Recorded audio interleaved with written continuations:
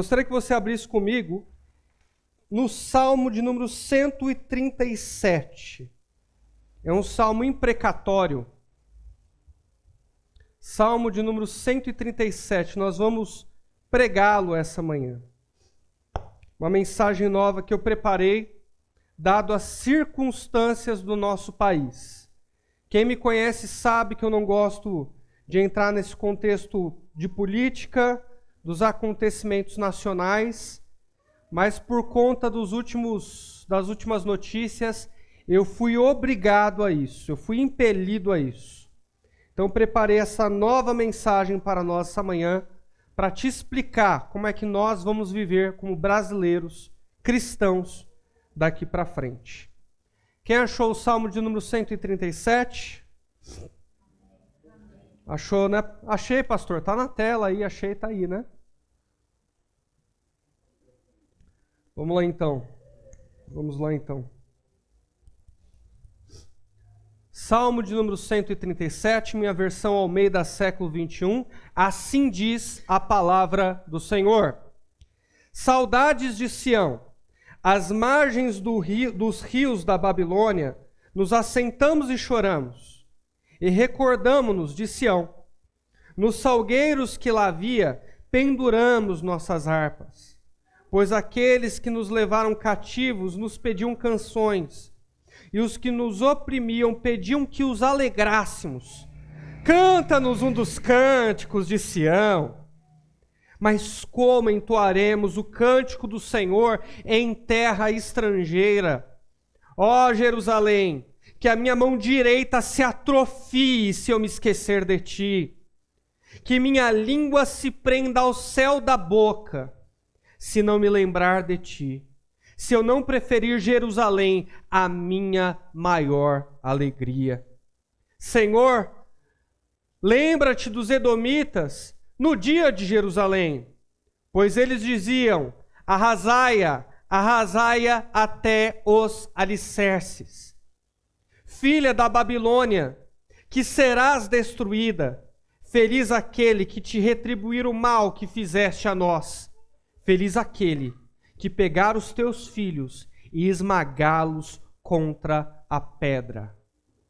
É um salmo muito forte, reconheço, difícil, um ponto de dificuldade, especialmente no verso de número 9.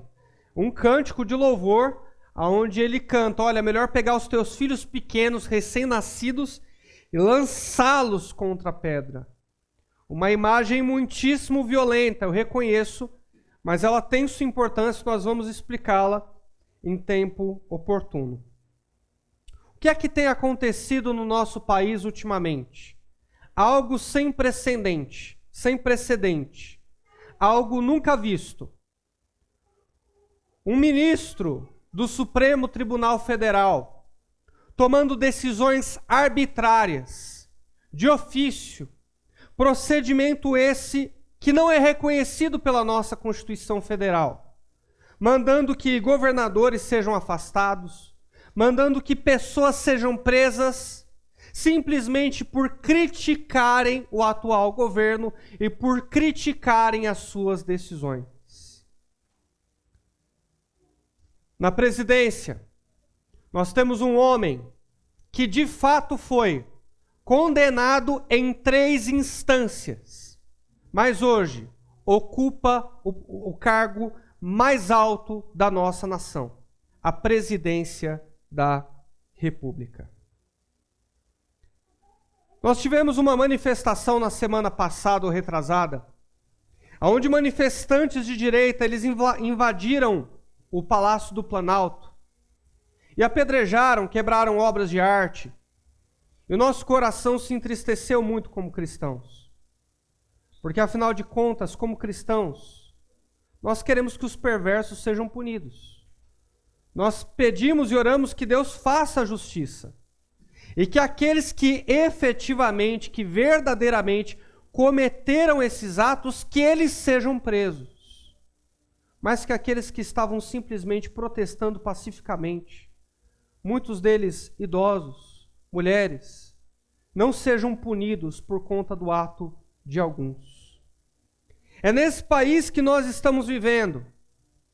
E esse ministro, que vocês sabem muito bem o nome, tem feito atrocidades tais que até mesmo seus aliados estão ficando assustados com as atitudes deles. Um repórter que sempre foi de extrema esquerda, ele agora está denunciando esse ministro internacionalmente. E está começando a ganhar uma comoção internacional. O que vai acontecer de fevereiro em diante, nós não sabemos. Pode ser que ele seja impedido, o famoso impeachment. Pode ser que o mal se prolifere, que ele continue a tomar essas decisões arbitrárias. Pode ser que o atual presidente da República mande caçar, matar e prender aquele que ele julga serem os seus inimigos. Nós não sabemos. E quando eu digo todas essas coisas, as pessoas podem facilmente olhar para mim, um pastor protestante, de linha reformada, e dizer: nossa, ele é bolsonarista. É por isso que ele está revoltado. Eu queria deixar claro essa manhã para você que eu não sou bolsonarista. Inclusive, eu tenho fortes críticas ao governo Bolsonaro. Eu tentei, nessa parte introdutória da mensagem, me ater às questões de fato e de direito, sobretudo aquelas que infringem os direitos humanos daqueles que estavam protestando pacificamente. E o que é que nós fazemos quando o mal impera, quando os perversos ocupam o poder? O que é que nós fazemos quando nós temos um governante ímpio que segue os valores desse mundo e de Satanás e não os valores da igreja? O que é que nós fazemos quando o sonho brasileiro de ter uma vida melhor, de mais qualidade, de ter um pouco mais de dinheiro no final do mês, o que é que nós fazemos quando esse sonho parece morrer aos poucos? Quando os preços das prateleiras parecem amargar e o desemprego sobe? O que é que a gente faz quando a esperança parece estar morrendo frente ao cenário nacional? Eu acredito que esse salmo ensina isso. O salmo de número 137. Por que que ele ensina isso? Porque se tem um povo que sabe bem aquilo que nós estamos passando, é o povo de Israel. O povo de Israel teve diversos reis ímpios que castigaram o seu povo, que não seguiram a Deus. Chegaram ao ponto de fazer maldade tal que Deus foi obrigado a punir o rei e o povo de Israel, permitindo com que eles fossem sequestrados e levados para uma nação estrangeira, o famoso exílio babilônico. Não havia nação mais perversa que a Babilônia na época. E ainda assim Deus usou a Babilônia para levar Israel cativo e puni-los frente à maldade do governante e do povo. Então, o povo de Israel pode ser totalmente empático à nossa causa. Ele pode ver o nosso ministro do Supremo Tribunal Federal, o povo de Israel pode ver o nosso presidente e dizer: olha, eu sei muito bem aquilo que vocês estão passando. E esse salmo foi escrito enquanto o povo estava exilado na Babilônia. E eles sabiam muito bem por que estavam ali. Castigo divino por conta da maldade do governante e do povo. Israel sabe muito bem o quanto é ruim ter um magistrado parcial. Os versos, o cabeçalho, saudades de Sião, isso está no original do texto. Por que saudades de Sião, irmãos? A gente só sente saudade quando a gente não está perto, quando a gente está longe. E o povo de Sião, o povo de Israel, não estava em Jerusalém, não estava perto do Monte Sião, que é onde ficava o templo. O templo de Jerusalém ficava no Monte Sião. Esse povo havia sido sequestrado e estava na Babilônia. Por isso que o título é Saudade de Sião. Olha o que ele diz no verso 1. Às margens dos rios da Babilônia, nos assentamos e choramos. Aonde é que eles estão? Às margens do rio da Babilônia. Eles não estão no Rio Jordão. Eles não estão na sua nação. Eles se assentaram e choraram no único lugar que eles podiam estar, nos rios babilônicos. E choravam, recordando-se, lembrando-se de Sião, do templo, de como adoravam, de como eram felizes, da sua nação, do seu nacionalismo, do seu patriotismo. E eu temo, meus irmãos, que chegará o tempo em que o Brasil, como conhecemos, será apenas uma recordação. Eu vou trazer esperança para você, mas primeiro eu preciso ser realista. Eu acredito que haverá um tempo em nosso país que será feito apenas de saudade. Que será feito apenas de saudade, tal qual o verso de número 1. Como nós vemos proliferar a maldade. Chegará o dia em que a gente contará para os nossos filhos o seguinte: filho, houve um tempo no Brasil em que não havia banheiro transgênero. Eu acredito que nós chegaremos a esse ponto. De falar para os nossos filhos: filho, houve um tempo no Brasil onde nós podíamos pregar com liberdade a nossa fé. Filho, houve um tempo no Brasil que a gente podia dizer que homossexualidade era pecado, que prostituição era pecado, que fornicação era pecado. Filho, havia um tempo no Brasil onde o crime não compensava tanto quanto compensa hoje.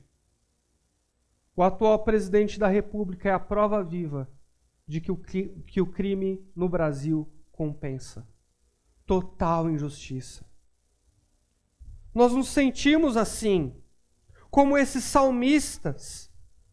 No verso de número 1, nós estamos chorando. É só recordação, é só saudade.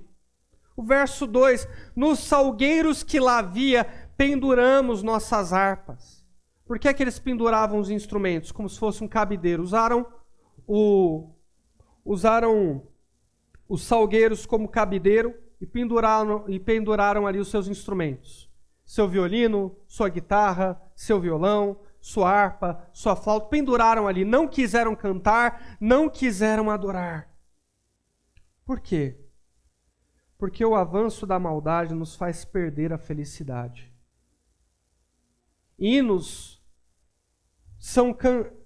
A gente geralmente canta hinos quando nós estamos alegres, quando nos regozijamos, quando estamos felizes. Mas eu sei que o cenário nacional não tem sido favorável. Tem sido triste. Então a gente olha para o Planalto, a gente olha para o nosso judiciário e a gente se entristece. A gente fala: Senhor, como é que eu vou adorar? Olha a injustiça imperando. Eu estou revoltado, Senhor. Eu estou com raiva, Pai. Olha o que está acontecendo com a nossa nação. Os maus, os bandidos, os ladrões, eles tomaram o poder, Senhor. Como é que eu vou adorar? O verso de número 2 podia ser claramente escrito por um brasileiro no ano de 2022. Porque frente ao que estamos vendo, a gente está perdendo a alegria em adorar. Parece que eles estão zombando da nossa cara. Parece que esse ministro está zombando do povo brasileiro. Parece que esse presidente está zombando do povo brasileiro. É o que parece. Antigamente, nos circos, havia um sanfoneiro ali, alguém que tocava um acordeon, que é uma sanfona lá, sei lá, da gringa, e ele tocava um acordeon e tinha um macaquinho amarrado nele com um chapeuzinho que pegava o dinheiro. Vocês se lembram dessa cena? E parece que é mais ou menos isso. Eles estão zombando da nossa cara. Eles estão tocando uma musiquinha e a gente é o macaquinho que fica entretendo a plateia e todo mundo zomba e todo mundo tira um sarro e todo mundo fala que bonitinho. É essa sensação que me passa. É essa sensação que me passa. Que eles estão zombando da nossa fé. Olha o verso de número 3. Pois aqueles que nos levaram cativos. Não ousam nem falar o nome. Aqueles que nos levaram cativos, nós sabemos que é o povo babilônico. Nos pediam, sabe o quê? Canções. Canta aí. Louva aí. Toca alguma coisa lá da sua nação. E era pura zombaria, meus irmãos. Não era tipo, olha, canta aí um hino de Israel, porque a gente quer ouvir a cultura de vocês. Não. Ó, vocês foram presos. Canta aí para nos entreter. Canta aí para nos distrair. Vocês são espetáculo. Canta que a gente quer ouvir, zombando da cara dos israelitas. É o que os babilônicos estavam fazendo. A continuação do verso traz essa ideia. Os que nos oprimiam pediam que os alegrássemos. Cantai-nos um dos cânticos de Sião. Pedia que nos alegrássemos. Os macaquinhos do circo, zombando, tirando sarro.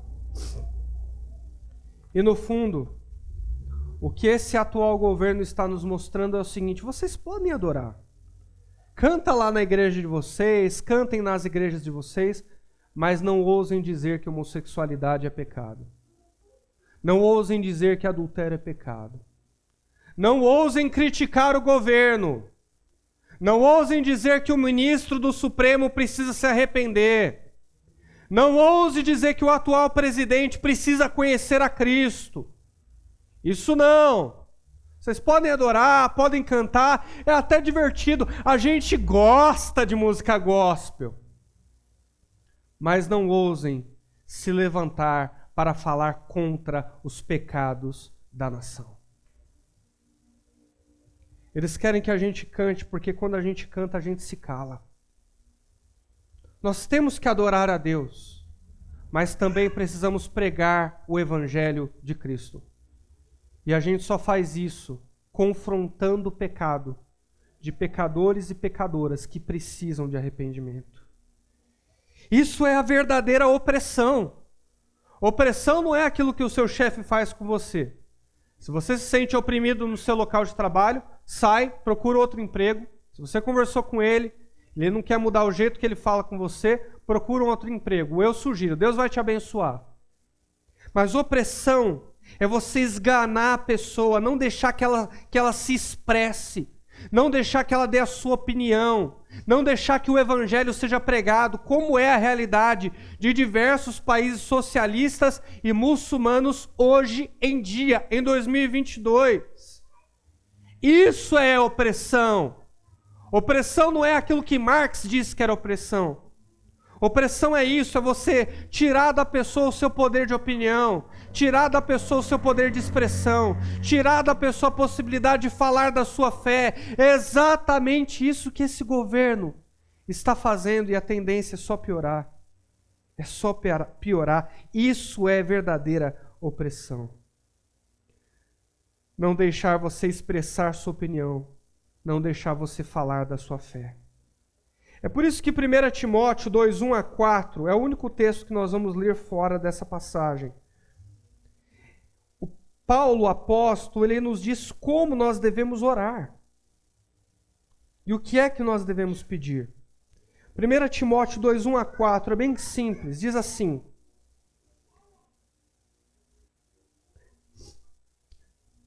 Timóteo 2, 1 a 4. Olha o que nós devemos pedir pelas autoridades. Antes de tudo, exorto que se façam súplicas, orações, intercessões e ações de graça por todos os homens, pelos reis e por todos os que exercem autoridade, para que tenhamos uma vida tranquila e serena em toda piedade e honestidade. Isso é bom e agradável diante de Deus, nosso Salvador, que deseja que todos os homens sejam salvos e cheguem ao pleno conhecimento da verdade.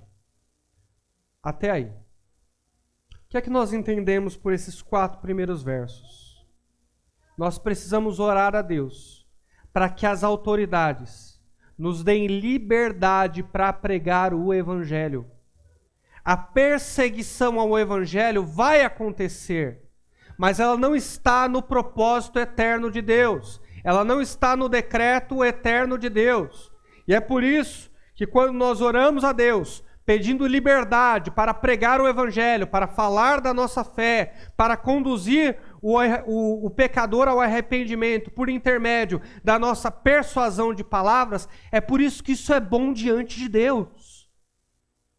Precisamos pedir a Deus, Senhor, que o atual presidente nos deixe pregar, nos deixe falar da fé, nos deixe confrontar o pecado. Senhor, que o atual ministro, por mais perverso que ele seja, que ele nos dê liberdade para pregar o Evangelho.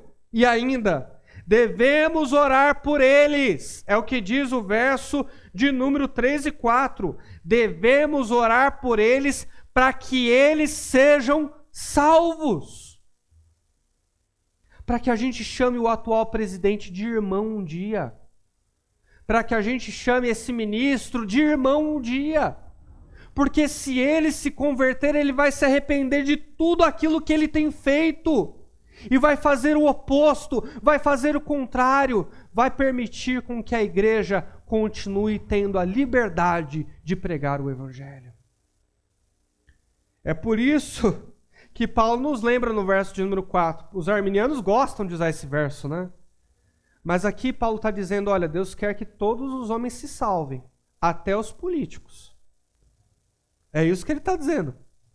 Mas até os mais perversos, até eles, Deus quer que todos os homens se salvem. E cheguem ao pleno conhecimento da verdade. Orem pelos políticos. Eu quero ver gente indo para casa hoje, orando a Deus pela salvação do atual presidente, orando a Deus pela salvação do atual ministro. Eu quero ver, porque é exatamente isso que a Bíblia nos pede que faça. Deus quer que todos os homens se salvem, até os políticos e ministros mais corruptos. Essa é a verdade, meus irmãos. Não é difícil de entender.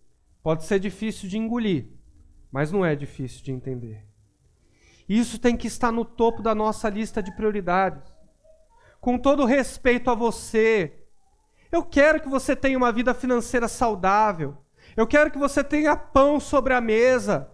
Mas o que mais me custa caro é a possibilidade de pregar o Evangelho com liberdade. O que há de mais importante para mim é falar da minha fé, é adorar o meu Deus com liberdade, é poder chegar para o homossexual e dizer, olha, Deus te ama, mas Ele não concorda com a sua conduta, se arrependa. É chegar para o adúltero, para o fornicador, para o mentiroso, para o corrupto e confrontar o seu pecado e dizer, pare, o que rouba não roube mais, o que mente não minta mais, venha para o Evangelho de Cristo, venha ser salvo, saia do reino das trevas, venha para o reino da luz. Isso deve estar no topo da nossa lista de prioridades, meu irmão. E não me vem com essa lá, Dave Leonardo. Não, pastor. Dá para pregar o Evangelho sem confrontar o pecador. Você perdeu a cabeça, meu irmão. Por que você acha que Paulo foi preso? Paulo foi preso porque pregava o Evangelho de Cristo e confrontava a cultura helenista da sua época, que buscava um prazer insaciável, muito parecido com a nossa cultura, inclusive. Por isso que ele foi preso. Mas não se preocupa. Se você já não tem confrontado pecadores, se você já não tem pregado o Evangelho, se você já tem sido omisso para com as pessoas que Deus colocou em seu caminho, seus familiares, seus amigos, seus colegas de trabalho, se você já não tem transmitido o Evangelho, se essa já não é a sua prioridade, fica tranquilo. Você não vai ser perseguido. Será perseguido todos aqueles que querem viver piedosamente em Cristo Jesus. Serão perseguidos todos aqueles que pregarem o Evangelho por amor a Cristo. Esses têm que orar assim. Os que não pregam não precisam se preocupar com absolutamente nada. Cantai-nos um dos cânticos de Sião. E o verso de número 4, mais tristeza.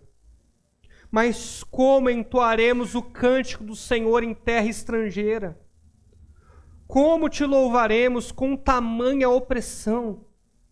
A gente pensa em faltar no culto. Não, eu vou faltar no culto, olha como o país está, eu estou triste. Não, eu vou sair do culto, eu vou protestar na porta de quartel, vou ver se muda alguma coisa, porque a gente não acha mais a igreja relevante para as atuais demandas da sociedade. E quando a gente chega no Salmo de número 137, a gente percebe o exato sentimento dos brasileiros, esboçado aqui na tribulação dos exilados israelitas.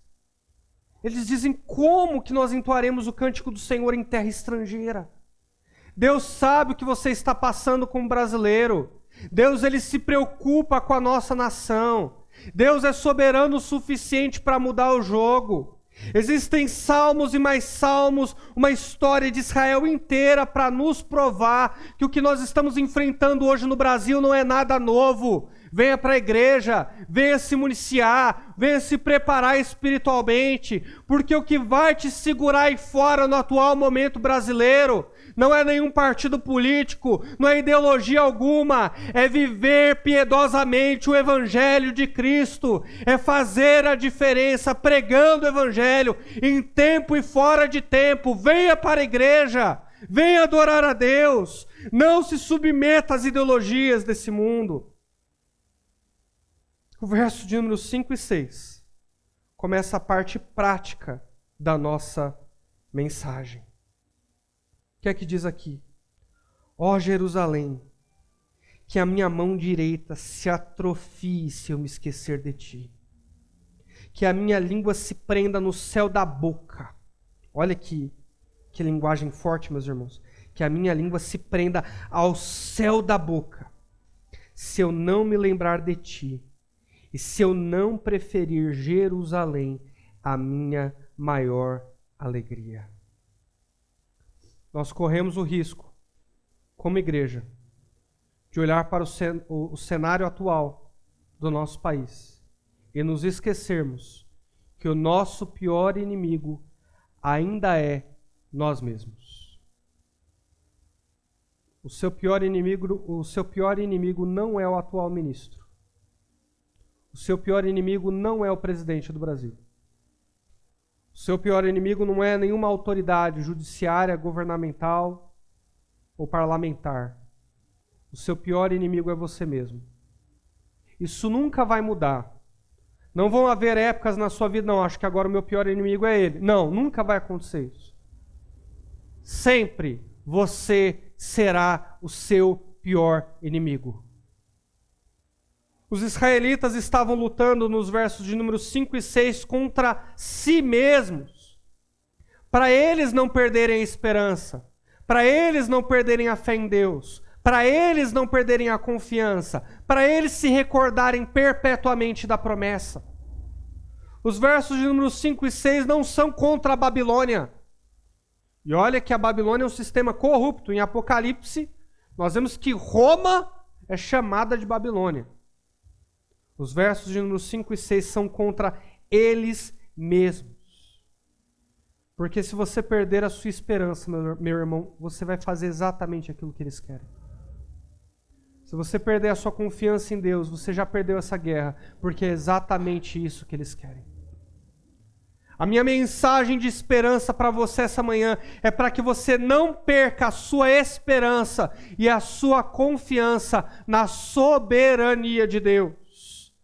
Ó Jerusalém, que a minha mão direita se atrofie, que eu faça a pior coisa que pode acontecer contra mim mesmo, uso a minha mão direita o tempo inteiro, mas que ela se atrofie, que ela fique inutilizável se eu me esquecer de ti. Que a minha língua se prenda no céu da boca, se eu não me lembrar de ti, se eu não preferir Jerusalém a minha maior alegria. E eles voltaram para Jerusalém. E eles voltaram um dia para Israel. E eles voltaram a cultuar com liberdade. Mas eu não vou chegar nesse ponto da mensagem e dizer para você que o Brasil amanhã vai ser melhor. Que as coisas vão melhorar, que a gente vai ter um presidente conservador de novo. Que a gente vai vai surfar na onda, que economicamente a gente vai estar bombando, que tudo vai ser maravilhoso. Porque eu não acho que a nossa esperança está aí. Pastor, mas está escrito Jerusalém aqui, você tem que ligar a mensagem a isso. Não, não vou ligar. Porque a nossa visão de Jerusalém, ela precisa ser neotestamentária. Por isso que nós cantamos esses cânticos, por isso que nós lemos os salmos e os cantamos na igreja, meus irmãos. Senão não faria sentido nenhum para nós. Jerusalém, Monte Sião, não faria sentido nenhum para nós se nós não tivéssemos uma visão do Novo Testamento em relação a esses elementos geográficos. O que é que nós temos aqui? Jerusalém. É a nova Jerusalém que desce do céu. É o reino de Deus implantado nessa terra, cujos súditos estão na minha frente essa manhã. Nós temos dupla nacionalidade, uma terrena e uma celestial. E todas as vezes que essas nacionalidades entrarem em conflito, nós sempre vamos preferir a nossa nacionalidade celestial. E é por isso que nós podemos cantar junto com eles, vislumbrando essa esperança futura, que a minha mão se atrofie, se eu não me lembrar da nova Jerusalém, de que nacionalidade pertenço, que a minha língua se prenda ao céu da boca, se eu não preferir Jerusalém, minha nacionalidade celestial, pertencer como membro do reino de Deus, a ser brasileiro. Ser brasileiro é motivo para desesperança, mas pertencer a Israel celestial nunca será motivo de desesperança. Sempre será motivo para renovarmos a nossa esperança. Portanto, essa manhã, de maneira muito prática, eu quero motivar você a se lembrar da Jerusalém celestial, a se lembrar da sua outra nacionalidade, a se lembrar que você pertence ao reino dos céus, e ainda que te proíbam de pregar, ainda que a economia fique um desastre, ainda que a saúde entre em colapso, você vai ficar firme, porque a tua esperança está em uma pátria incorruptível, inquebrável, porque que tem um juiz maravilhoso que a comanda, um governador maravilhoso, um rei grandioso, amoroso, que se preocupa com você. Essa é a nossa esperança na Jerusalém que está no céu. O que nós temos aqui? Versos 7, 8 e 9. Já uma parte de vingança. Primeira parte do texto é de lembrança. A segunda parte é prática contra a gente mesmo. E essa última parte, uma parte de lembrança, de vingança. 7, 8 e 9. Senhor, lembra-te dos edomitas, descendentes de Saul, irmão de Jacó. Saul, né? Saul, irmão de Jacó? Escutou? Esaú, irmão de Jacó. Senhor, lembra-te dos edomitas, do dia de Jerusalém, pois eles diziam: arrasaia, arrasaia até os alicerces. Eles estão pedindo vingança contra os edomitas, porque os descendentes de Esaú, eles torceram para que Jerusalém fosse derrubada. Eles torceram para que o templo fosse aniquilado. E aí ele diz aqui, é lembrança futura, não passada, do dia de Jerusalém, quando Jerusalém for restaurada, quando a nossa esperança for renovada. Lembre-se deles, Senhor, e faça vingança. Faça vingança. Filha da Babilônia, que serás destruída. Feliz aquele que te retribuir o mal que fizeste a nós. Que haja justa retribuição.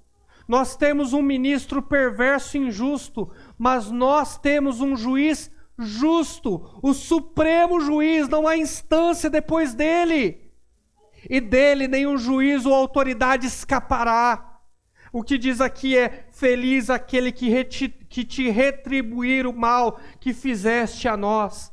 Se perseguem a igreja, se fazem mal ao povo, fiquem tranquilos, nós temos um vingador que lhe dará a justa retribuição.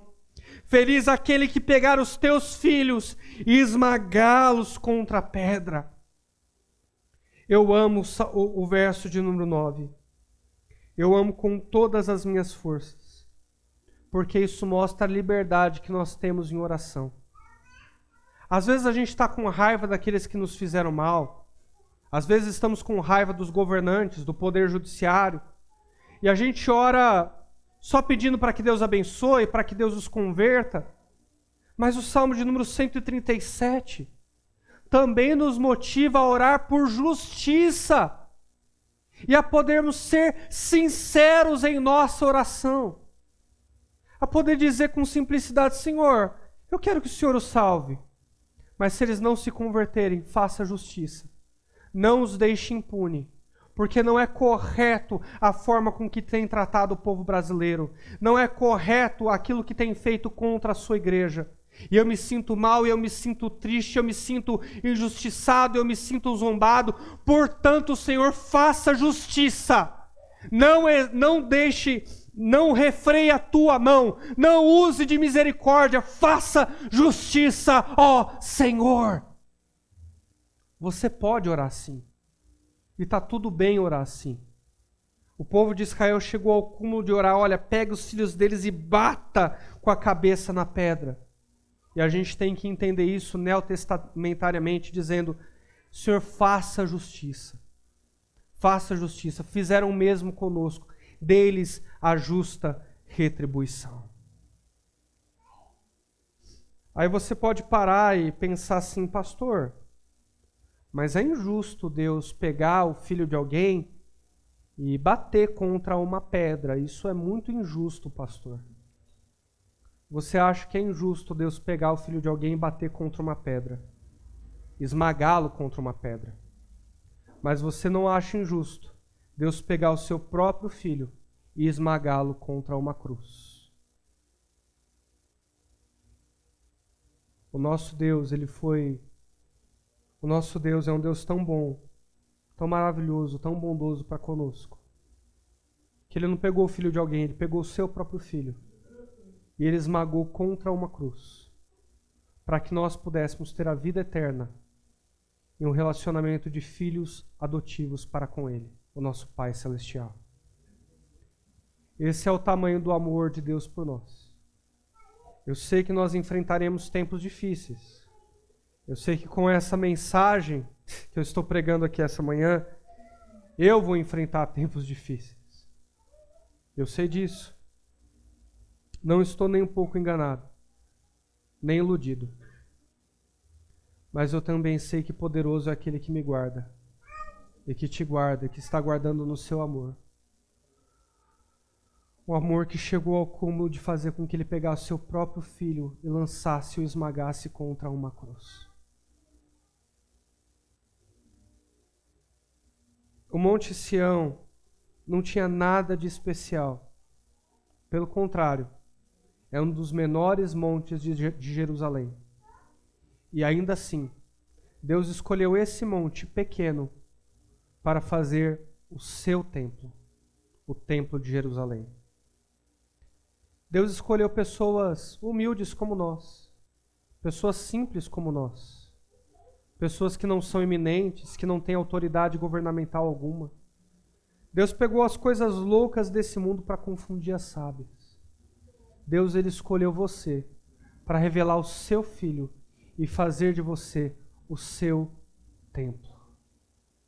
Eu sei que os tempos são perversos, mas não se desencoraje. Lembre-se que você é o seu pior inimigo e tem esperança no reino vindouro. E em oração, você pode se abrir a Deus o quanto quiser, ser o mais sincero que você puder. Peça justiça, porque Ele não tardará em auxiliar o seu povo. Fique de pé, eu quero orar com você.